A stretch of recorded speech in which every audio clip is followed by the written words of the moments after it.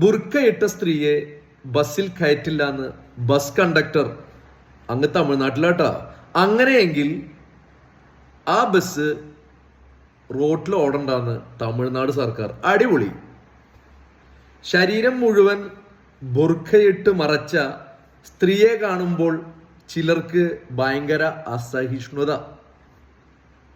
ഒരു സൗസർ പോലും ഇടാതെ ഇതാ മുഴുവൻ കാണിച്ചു നടക്കുന്ന ഈ പാവപ്പെട്ടവനൊക്കെ കാണുമ്പോൾ പലർക്കും ഭയങ്കര ഉത്സാഹം, ആവേശം. ഈ ചന്ദനക്കുറിയോ കുരിശോ അല്ലെങ്കിൽ ബുർഖയോ ഈ സൗസർ ഇടാത്ത ഇങ്ങേരൊന്നല്ല ഇവിടുത്തെ യഥാർത്ഥ വിഷയം.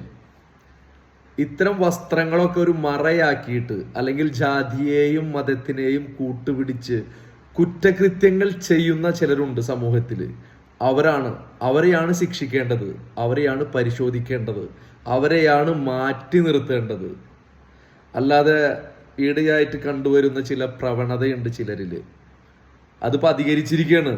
ചില കൂട്ടരെ കാണുമ്പോൾ, ചില കൂട്ടരുടെ വസ്ത്രം കാണുമ്പോൾ, അവരുടെ ഭക്ഷണം കാണുമ്പോൾ ഒക്കെ ഭയങ്കര ബുദ്ധിമുട്ട്, ഒരു വിഷമം. അപ്പൊ ആ വിഷമുള്ളവരോട് പറയാണ്, അങ്ങനെ ഇനിയും നിങ്ങൾക്ക് അസഹിഷ്ണുത ഇതേപോലെ ബുർഖയും മറ്റുള്ള വസ്ത്രവും താടിയും തൊപ്പിയൊക്കെ കാണുമ്പോൾ എന്തെങ്കിലും ബുദ്ധിമുട്ട് തോന്നുന്നുണ്ടെങ്കിൽ നല്ലൊരു നാടൻ കോഴിനെ മേടിക്കുക, ചാത്തൻ കോഴി ആയിക്കോട്ടെ. എന്നിട്ട് നിങ്ങളെ മൂട്ടിൽ കുറച്ച് നെല്ലിട്ടിട്ട് അതിനെ കൊണ്ടോട് കൊത്തിച്ചാളാ, ആ കടിയാ മാറി കിട്ടും.